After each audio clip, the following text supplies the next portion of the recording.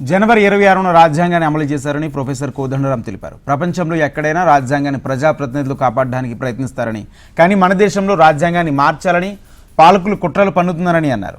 ప్రజలు సంఘటితంగా ఉండి రాజ్యాంగాన్ని రక్షించుకుంటూ పాలకులకు బుద్ధి చెప్తున్నారన్నారు. 75 ఏళ్లు రాజ్యాంగం బతికించిందంటే బలమైన ప్రజా ప్రణాళికల వల్లనేనని పేర్కొన్నారు. హైదరాబాద్ నాంపల్లిలోని తెలంగాణ జనసమితి పార్టీ కార్యాలయంలో 76వ గణతంత్ర దినోత్సవ వేడుకలు ఘనంగా జరిగాయి. పార్టీ నాయకులతో కలిసి రాజ్యాంగ నిర్మాత అంబేద్కర్, ప్రొఫెసర్ జయశంకర్ చిత్రపటానికి పూలమాల వేసి నివాళులర్పించారు. కోదండరాం జాతీయ జెండాను ఆవిష్కరించారు. సమాజంలో ఉన్న అసమానతలను రాజ్యాంగం రద్దు చేసి పుట్టుకతో, మతం కారణంగా, కులం కారణంగా, ఆర్థిక పరిస్థితుల కారణంగా మనుషుల మధ్య ఉన్న తారతమ్యాలను నిర్మూలించి ఇక ఇవాళటి నుంచి మనుషులందరూ సమానమేనని ప్రకటించింది. మనుషులందరూ సమానమని ప్రకటించటమే కాదు, సమానంగా ఎదగటానికి బ్లూ ప్రింట్ ను అందించింది.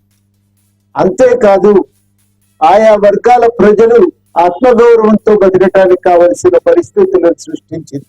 అందుకనే ఈ రాజ్యాంగం పట్ల ప్రజలకు విపరీతమైనటువంటి మమకారం. బహుశా ప్రపంచంలో ఎక్కడ కూడా రాజ్యాంగాన్ని కాపాడుకోవటానికి సమాజం కదిలిన సందర్భాలు తక్కువ.